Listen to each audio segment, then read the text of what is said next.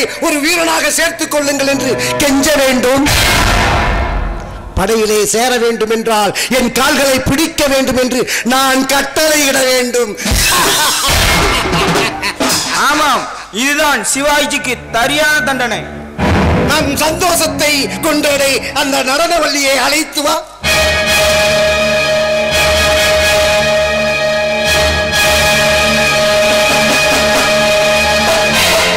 நடனவள்ளியே, சந்தோஷமாக இருக்கலாமா?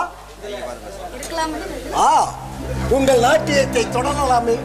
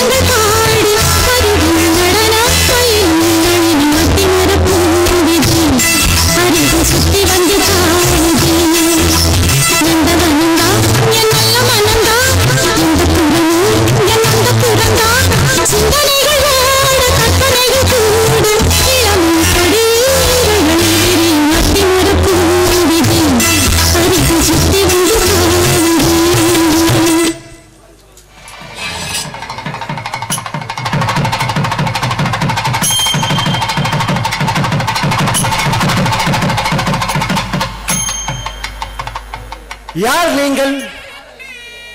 என்ன இந்த வழியாக வந்திருக்கிறீர்கள்? எனக்கு கல்யாணமுங்க, பொண்ணாளைக்கு போறோம். சாரி சார் வந்தாச்சா? வரிசையா வாங்க. ஆந்தியலுக்கு வந்தோம்ல. நாட்டுப்புறத்தா கத்துறத நிறுத்த. ஆமா, நீ எதை வேணா அழைக்க போ, ஆனா மறுபடியும் மீண்டும் இந்த வழியில வரக்கூடாது. எனக்கு போச்சுன்னு சொல்லிவிட்டீங்க. நான் சுத்து பாதையில் போனா 6 நாள் 10 அரை நாள் 10 6 மாசம் ஆகுமா? அதான் எனக்கு தெரியாது. மீண்டும் இந்த வழியில் இன்னைக்கு வரக்கூடாது. என்ன கோட்டுத்தனமா பேசுறாரு? என்னடா முடங்குற? என்னடா முடங்குற? இந்த வழியில வந்தீங்கன்னா வந்தா நீ யாரு? காது கேட்கல, நீ யாருடா? புரட்சியடியின் புதுமென்னால் பூகம்பத்தின் எதிரொலி, நீ சுட்டு பொசுக்கிய சுடுகாட்டு சாம்பலில் இருந்து கிளம்பிய சூறாவளி. என்ன பார்க்கிறாய்? பிரளயத்தில் பிறந்தவன், முகலாயர்களை அழிக்க பிறந்தவன்.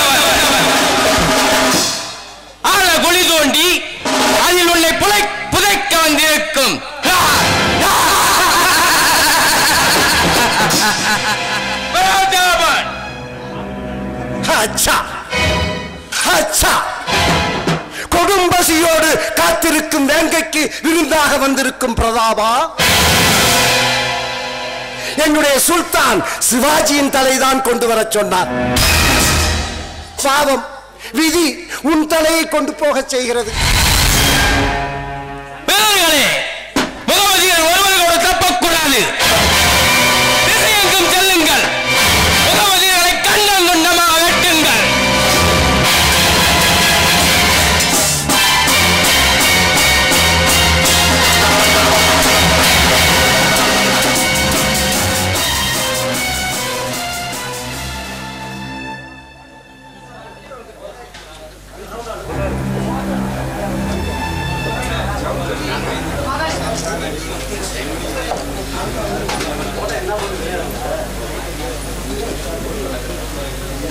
பெண்ணே, ஏன் நின்று கொண்டிருக்கின்றாய்? முன்னால் பார்ப்பதை விட பின்னழகு மிகவும் அருமையாக இருக்கிறது பெண்ணே. தனியாக இருக்கும் ஒரு பெண்ணிடம் இப்படிதான் பேசுவீர்களா? தவறுதான். தனியாக இருக்கும் பெண்ணிடம் இப்படி பேசியது தவறுதான். அதோ அங்குதான் இருக்கிறது என் ஓலை குடிசை. அது பார்ப்பதற்குத்தான் குடிசையாக தோன்றுமே தவிர வசதிகள் அனைத்தும் கொண்ட வசந்த மண்டபம். நீ என்னோடு வந்துவிட்டா இந்திரலோகமே இடம்பெயர்ந்து அங்கு வந்து குடிபுகும். வா கண்ணே. என்னை நெருங்கினால் நான் நெருப்பாகி விடுவேன். நெருப்பா? நீ நெருப்பானா நான் நீராகி விடுவேன். என்னை ஒருவருக்கு கொடுத்து விட்டேன். எனக்காக அவர் காத்துக் கொண்டிருப்பார். காத்திருப்பவனுக்கே உன்னை கொடுத்து விடு. ஆனா இன்று ஒரு நாள் மட்டும் நான் உன்னை எடுத்துக் கொள்கிறேன். உன் எண்ணத்தை மாற்றிக்கொள். முடியவில்லை பெண்ணே, முடியவில்லை. முழு நிலவின் வட்ட முகம், பிற நிலவின் நெற்றி, வளைந்த புருவம், படபடக்கும் இமைகள், தாவும் கண்கள், வரைந்த நாசி, குழிவிழுந்த கன்னம், செவ்வாழ இதழ்கள், முத்து பற்கள், சங்கு கழுத்து, நிமிர்ந்த பெண்மை, சரிந்த வயிறு, உடுக்க இடை.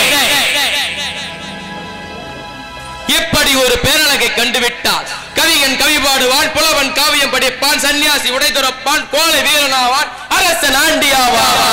குபேரன் சொத்து சுழலை தூக்கி எறிந்து உன் காலடியில் சரண். அப்படி அப்படி அழகாக இருக்கிறாய் பெண்ணே. பித்து பிடித்து பிதற்றாதே பெண்ணே. மயிலிடம் இறகை கேட்பதும் புலியிடம் பல்லை பிடுங்குவதும் பைத்தியக்காரத்தனம்.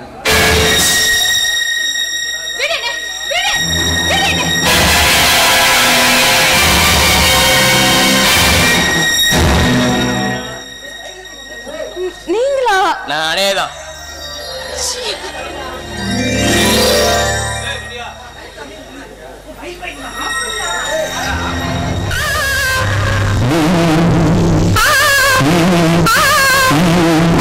தாமரை கண்ணுங்கள், தேன்மலர் கிண்ணுங்கள், தாமரை கண்ணுங்கள், தேன்மலர் கிண்ணுங்கள், எத்தனை வண்ணுங்கள் முத்தமாய் சிந்துங்கள் தொங்கிடும் எண்ணுங்கள். மாலையில் சந்தித்தேன், மையலில் சிந்தித்தேன், மாலையில் சந்தித்தேன், மையலில் சிந்தித்தேன், மங்கை நான் கண்டித்தேன், காதலன் தீண்டும் போது கைகளை மன்னித்தேன், கைகளை மன்னித்தேன், மாலையில் சந்தித்தேன்.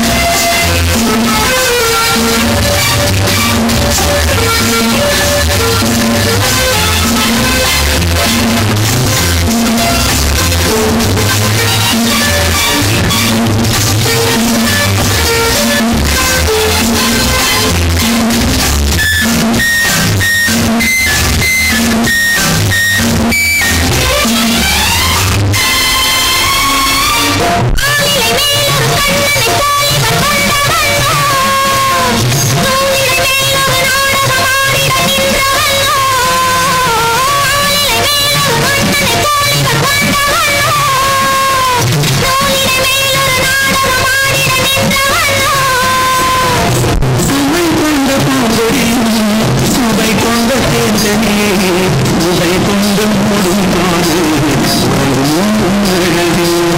தாமரை கண்ணங்கள் தேமலர் சின்னங்கள் எத்தனை வண்ணங்கள் மொத்தமாய் சிந்தும் போது பொங்கிடும் எண்ணுங்கள் மாலையில் சந்தித்தேன் மையலில் சிந்தித்தேன் மங்கை நான் கண்டித்தேன் காதலன் தீண்டும் போது கைகளில் வந்தித்தேன்.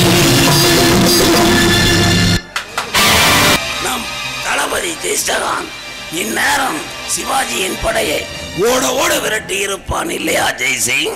ஆமாம் பாதுஷா. என்னை எதிர்த்து அந்த வாய் வீரன் தலை தெறிக்க தப்பி ஓடிய கண்கொள்ளா காட்சியை காண எனக்கு கொடுத்து வைக்கும். என்ன செய்வது பாதுஷா? சிவாஜி இனிமேல் தன் ஆயுள் முழுவதும் படையெடுப்பதை பற்றி கனவு கூட காண மாட்டான். ஆமாம் பாதுஷா. போர் முரசு ஒலித்தாலே நடுங்கி ஓடுவான். இல்லை, ஜெயஸ்டகான் தாங்கள் கூறியதைப் போல சிவாஜியின் தலையோடு வருகிறாரோ என்னவோ தெரியவில்லை. சலாம் பாதுஷா. நம் படை தளபதி ஜெயஸ்டகான் தங்களை காண பூனாவில் இருந்து வந்து கொண்டிருக்கிறார். பார்த்தாயா ஜெய்சிங்? நம் ஜெயஸ்டகான் பலே சாமர்த்தியசாலி. வெற்றிகரமான தாக்குதலை அறிவித்துவிட்டு விரைவாக வந்து கொண்டிருக்கிறான். காவலனை அழைத்து வா. உத்தரவு பாதுஷா. அல்லாஹ். சலாம் சுல்தான். வா ஜெயஸ்டகான், இப்பொழுதுதான் நினைத்து நீயே வந்து விட்டாய். நான் நினைக்கவே இல்லை உயிரோடு திரும்பி வருவேன் என்று. என்ன சொல்லுகிறாய்? சிவாஜியை ஓட ஓட விரட்டி தலையை குயில் வருவாய் என்று பார்த்தால் கேவலம் ஏதோ செய்தி கொண்டு வந்திருக்கிறாயே.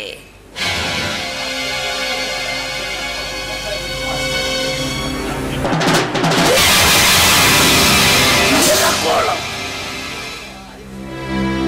நமது திட்டப்படி முதலில் சிவாஜியின் படைகளை வழிமறித்து தாக்கினோம். வெற்றி பெற்று விட்டோம். வெற்றியின் களிப்பிலே நமது படை வீரர்கள் எல்லாம் ஓய்வெடுத்துக் கொண்டிருந்தார்கள் முகாமிலே. புயல் போல ஒரு சத்தம். கண்விழித்து பார்ப்பதற்குள் பாதி வீரர்கள் மாண்டு விட்டார்கள். நானும் கடைசி வரை போரிட்டேன். என் கட்டை விரல் பறிபோனதுதான் நான் கைமேல் கண்ட பலன். எப்படியோ உயிர் தப்பினால் போதும் என்று என் குதிரை மேல் ஏறி புயல் வேகத்தில் பயணம் செய்து இங்கே வந்து சேர்ந்து விட்டேன். தோல்வி, மகத்தான தோல்வி. இதை சொல்ல உனக்கு வெட்கமாக இல்லை? நானும் போரிலே உயிரை விட்டுவிடலாம் என்றுதான் நினைத்தேன். உங்கள் கண்ணெதிரே நிற்காமல் போரிலே மாண்டு விடலாம் என்றுதான் நினைத்தேன் பாதுஷா. ஆனால் நமது படையிலே மிஞ்சிய ஒரே மனிதன் நான் ஒருவன். நானும் செத்துவிட்டால் நமது தோல்வியை தெரிவிக்க கூட ஆள் இருக்காதே என்றுதான் ஓடி வந்தேன். என்ன, படை வீரர்கள் மாண்டு விட்டார்கள்? அப்படி என்றால் பூனா கோட்டையும் சிவாஜி வசமாகி விட்டதா? நீ கொண்டு சென்ற ஏராளமான ஆயுதங்கள், யானை படைகள், புறவை படைகள், இவைகள் எல்லாம் என்னவாகின? உயிர் தப்பினால் போதும் என்று ஓடி வந்திருக்கிறேன். என்னிடத்தில் அதை பற்றி எல்லாம் கேட்கிறீர்கள்? மண்குதிரையை நம்பி ஆற்றில் இறங்கி இருந்தால் கூட கரையேறி இருக்கலாம். ஆனால் உன் போன்ற கோழையை நம்பினால் ஒருபோதும் வெற்றியை ஈட்டவே முடியாது. சிவாஜி சரியான எதிரி சுல்தான். நாம் 8 அடி பாய நினைத்தால் 16 அடி பாய்ந்து விடுகிறான். பேசாதே, என் கண் முன்னிக்காமல் ஒளிந்து போ.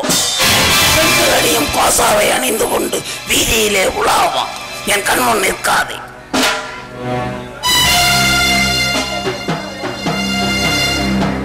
இனிமேல் படைபலத்தை நம்பி பயனில்லை. அந்த முகமுடி மனிதனைத்தான் நம்ப வேண்டும். அவன் ஏதாவது சரி செய்து சிவாஜியை கொன்றால்தான் மோட்சம்.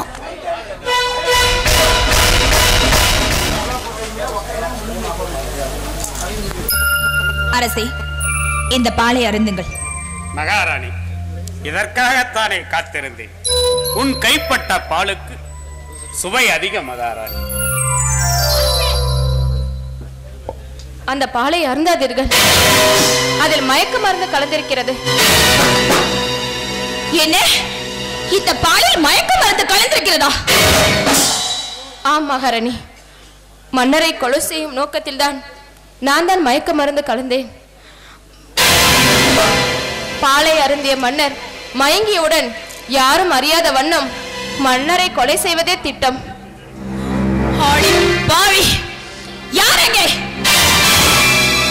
மகாராணி, சற்று பொறுமையாக இரு. சந்திரா, யார் நீ? உன்னை இங்கு அனுப்பியது யார்? அரசே, நான் ஆக்ரா அரண்மனையில் நாட்டியக்காரியாக இருந்தவள். என் பெயர் சலிமா. தங்களை கொலை செய்ய நோக்கத்தில் முகமுடி மனிதனுக்கு துணையாக அவுரங்கசீப்பால் அனுப்பப்பட்டேன். பாதுஷாவின் காவலாளி அப்துல்லாவே இங்கு வந்துள்ள என் அண்ணன் ஆனந்தம்.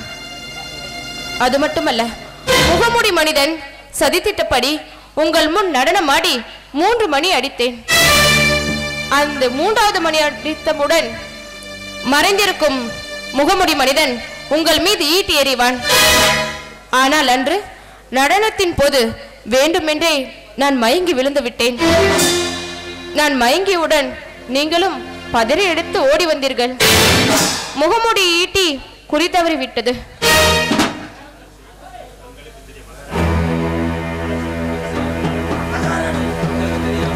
அரசே, தங்களுக்கு தெரியாமல் இங்கு ஏதோ சதிக்கூட்டம் நடமாடிக்கொண்டுதான் இருக்கிறது. சலீமா, கொலை செய்வதற்காக அனுப்பப்பட்ட நீ எதற்காக என்னை காப்பாற்றினாய்? அரசே, மகாராணி அன்பும் தங்களின் ஆதரவும் என் மனதை மாற்றிவிட்டது. எல்லா மதத்தரையும் மதிக்கும் பெருந்தன்மையும் இல்லை என்று வழங்கும் மீகையும் கண்ட பிறகு உங்களை கொல்வதற்கு என் மனம் சம்மதிக்கவில்லை. ஆனாலும் முகமுடி மனிதனுக்கு சாதகமாக நடப்பது போல் நடித்து உங்களை காப்பாற்றினேன். அவன் கட்டளையை என்னால் மீறவும் முடியவில்லை. அரசே, நான் எதிரியால் அனுப்பப்பட்ட உளவாளி. எனக்கு என்ன தண்டனை வேண்டுமானால் கொடுங்கள், நான் ஏற்றுக்கொள்கிறேன். சந்திரா, நீ அழாத. நீ உளவாளியாக வந்தவள்தான். நீ ஒரு குற்றமற்றவள். சந்திரா, உன்னை அனுப்பிய முகமுடி மனிதன் யார்? அரசே, நான் என்னை சந்திக்கும் பொழுதெல்லாம் அவன் முகமுடி அணிந்திருப்பான். ஆனால் அவன் உங்கள் அரசவையில் ஒருவன் என்பது மட்டும் எனக்கு நன்றாக தெரியும். ஏனென்றால் உங்களை கொன்றுவிட்டு அவனே மன்னராக முடிசூடி கொள்ள வேண்டும் என்று பாதுஷாவிடம் ஒப்பந்தம் செய்துள்ளான். மயக்க மருந்தை எனக்கு கொடுத்து விட்டு நள்ளிரவில் கோட்டைக்குள் புகுந்து மயங்கிய நிலையில் இருக்கும் என்னை கொலை செய்து விடுவது, அதுதானே அவன் திட்டம்? ஆம் அரசே. முகமுடி மனிதன் மீண்டும் உன்னை சந்தித்தால் மன்னர் பார்லை அறிந்துவிட்டார் என கூறுகிறேன். மகாராணி, இன்று இரவு உனது அரண்மனையில் ஓய்வெடுத்துக் கொள்.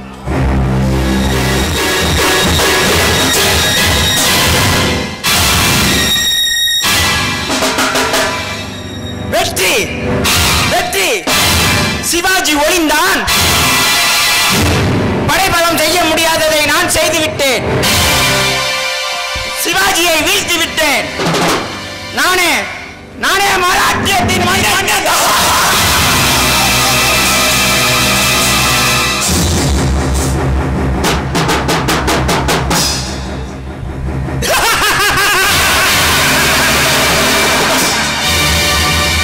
வீணனே, வந்து விட்டாய். புவியாளும் ஆசையில் அறியாமல் புதைக்குழியில் இறங்கி விட்டாய். அரண்மனை தாண்டி அரசனின் அந்தபுரம் வரை வந்து விட்டாய். உண்மை தெரிந்து விட்டது, நேரம் நெருங்கி விட்டது என்று ஏன் திகைத்து விட்டாய்? முகமூடியை நீயாக கழட்டி விடு.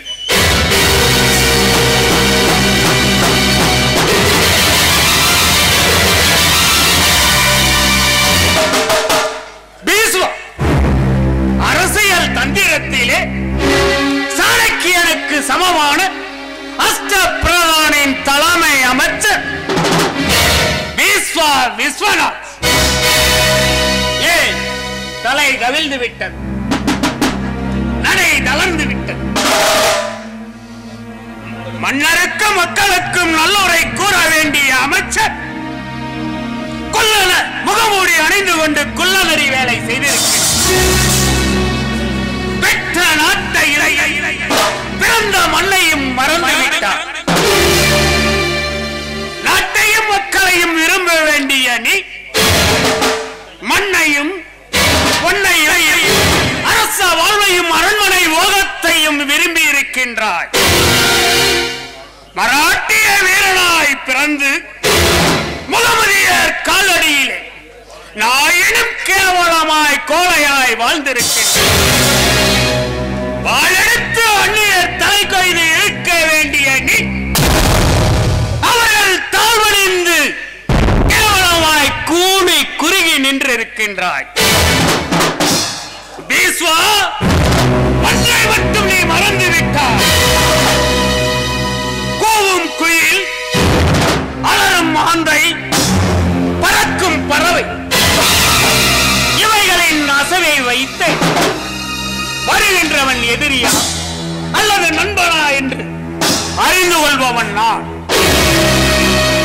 இந்த வீர சிவாஜியின் அறிவையும் ஆற்றலையும் சற்று குறைவாக எடை ஓட்டு விட்டார்.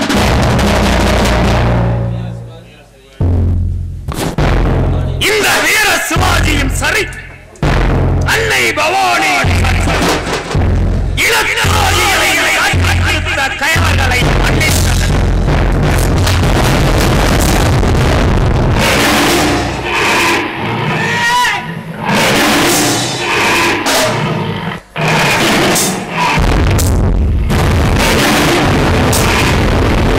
அடிபட்ட புலிக்குத்தான் ஆவேசம் அதிகம் இருக்கும்.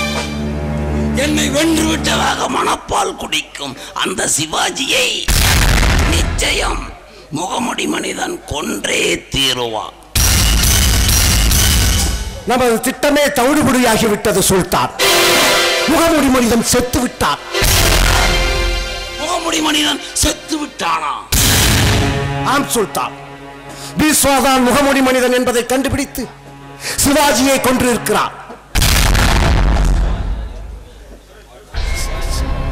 சிவாஜியினுடைய அறிவு கூர்மை நாம் மிகவும் குறைவாக எடை போட்டு விட்டோம். அந்த சலீமாவும் சிவாஜியினுடைய கையாளாக மாறிவிட்டாள். சலீமாவும் மாறிவிட்டாளாம். நான் எடுத்த காரியம் ஒன்றன் பின் ஒன்றாக தோல்வியே தழுவி வரும்.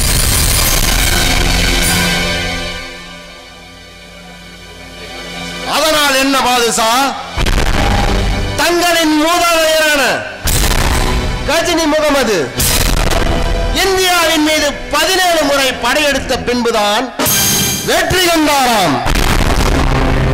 அதைப்போல் தாங்களும் சிவாஜியின் மீது திரும்ப திரும்ப படையெடுத்தால் எப்போதாவது ஒரு முறை வெற்றி கிடைக்காமலா போய்விடும்?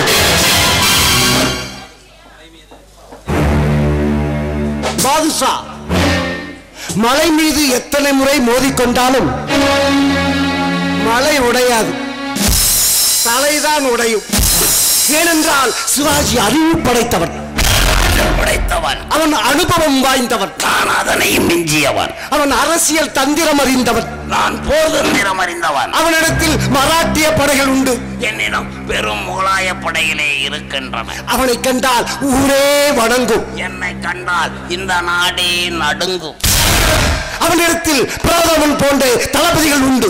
என்னிடமும் ஜெய்சகான் ஜெய்சிங் போன்ற ஏகப்பட்ட தளபதிகள் என்னிடமும் உண்டு. சிவாஜியின் மீது போராட போறீர்களா பாதுஷா? போரை விட எளிதான வழி நான் சொல்ல போகும் வழி. ஜெய்சிங், என் தூதுவனாக சிவாஜியின் கோட்டைக்கு செல்ல வேண்டும். அவனை சமாதானம் பேச அழைத்ததாக கூறி அவனை நமது அரண்மனைக்கு அழைத்து வந்துவிடு. அப்படி நீ அழைத்து வந்து விட்டால் அதன் பிறகு நமது கோட்டை அகழியில் உள்ள முதலைகளுக்கு இரையாக்கி விடுகிறேன். எப்படி பாதுஷா, சிவாஜி ஆக்ரா வருவதற்கு ஒப்புக்கொள்வானா? மிகவும் சாதுரியமாக பேசி சிவாஜியை அழைத்து வர வேண்டியது உன் பொறுப்பு. அந்த எதிரியை வீழ்த்தி வெற்றி முரசு ஊட்ட வேண்டியது இந்த அவுரங்கசீப்பின் பொறுப்பு. உத்தரவு பாதுஷா. கரைப்பார் கரைத்தால் கல்லும் கரையும் என்பார்கள். நான் சிவாஜியின் அரண்மனைக்கு செல்வேன். வணக்கம் வணக்கம் என்று என் வாய் சொல்லும். ஆனால் என் மனமோ அவனோடு கொண்ட பிணக்கம் பிணக்கம் என்று சொல்லும். அமருங்கள் அமருங்கள் என்று அவன் சொல்வான்.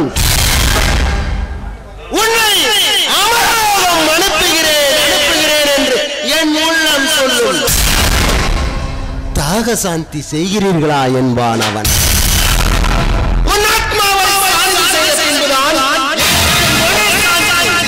இடையில் ஏன் தாக சாந்தி என்பேன்? வந்த நோக்கம் என்னவென்று அவன் விசாரிப்பான்.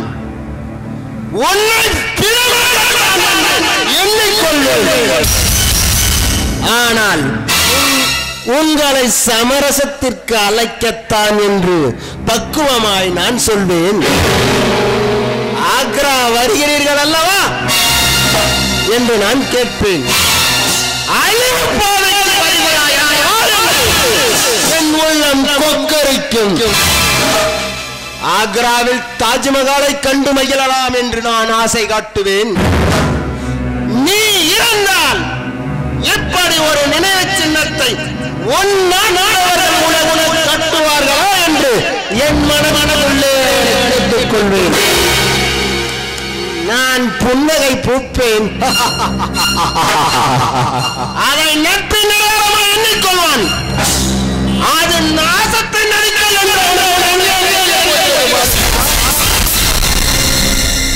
இதை போல் வஞ்சகம் பேசுவதில் உன்னை மிஞ்ச யாராலும் முடியாது. ஜெய்சிங்,